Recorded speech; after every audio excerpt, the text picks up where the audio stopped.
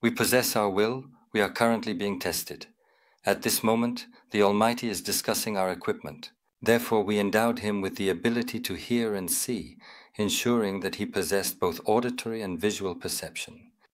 In this environment, individuals perceive their surroundings, exchange information with others, and engage in conversation. Why was this reasoning being made to hear by the Almighty? Why was it made a seeing entity? For meeting with the verses, primarily to contemplate its own existence. We conversed, i.e., I existed, created from nothing, or did I create myself? According to the Quran, there are three alternatives regarding my origin as stated in the Quran.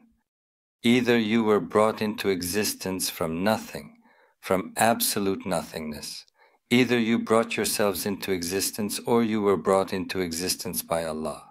Were they created by nothing, or were they the creators themselves?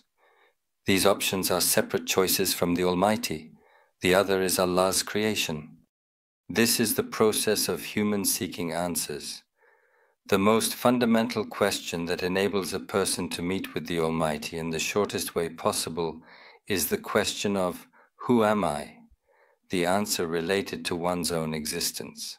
The ideology we talked about at the beginning of the lesson, because it cracks this, that is, the most basic thought that connects man to the Creator, since one cannot think that their existence is empty and groundless, coming out of nowhere, must turn back and remember their Creator. Cracking this, it's like this.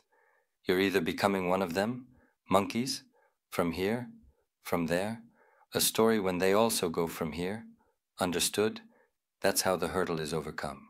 Thus, the vast majority of atheists around the globe have wholeheartedly embraced this ideology as their guiding principle, because they use the notion of the uselessness of God to distract, deceive, and excuse themselves as a superstitious belief, even though it is not scientific, as a process in which they deceive themselves. That's why the Almighty often addresses humans in the noble Quran about their own existence. Since our own existence is the most certain, others may be provisional. However, I do exist, and am likely not non-existent. So, with the idea that there must be a creator for me, a person should take a step, and after this beginning, observing, there are people around like me, I see with my eyes.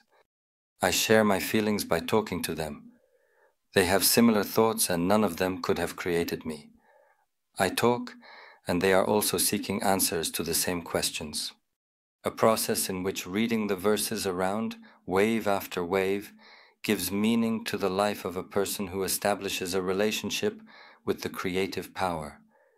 Therefore, we made him a being who hears. Therefore, we made it a being that sees him so that it can find the answers to the questions it seeks through these means, through these tools.